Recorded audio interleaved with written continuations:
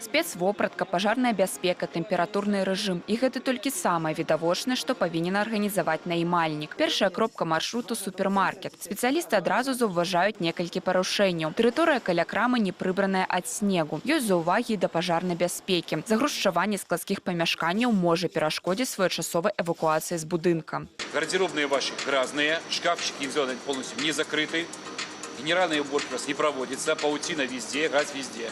На батареях, на тепловых приборах стоят сушатся. Это все недопустимо. Асаблівая увага спецвопратцы. У прыватнасці ў грузчыкаў павінен быць рабочы абутак, а людзі на працы ва ўласным. З станоўчых момантаў адзначана своечасовае правядзенне ўсіх инструктажоў и наяўнасць аптэчкі. Все нарушения и недочеты, которые были выявлены мобильной группой, примем к сведению и в ближайшее время будут устранены. Рекомендации по спецодежде и по складированию товара на прилегающей территории плюс наши коридоры.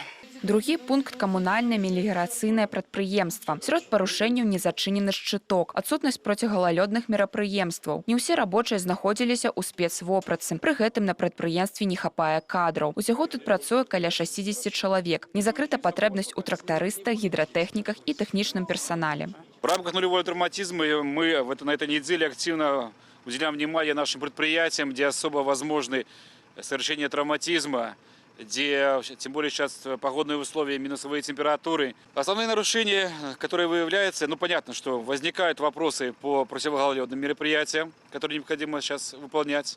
Нарушения, связанные с обеспечениями спецодеждой, выявляются. Конечно, обеспечение условиями бытовыми, где люди раздеются, гардеробы, места мойки. Больш за 40% няшчасных выпадкаў на працоўных местах адбываюцца з-за саміх пацярпелых, якія не выконваюць правила бяспекі. Неделя нулевого травматизма призвана не только повысить эффективность контроля, но и чтобы дойти до каждого работника, что он должен обеспечить безопасные условия сам себе, не ждав, пока это сделает за него наниматель.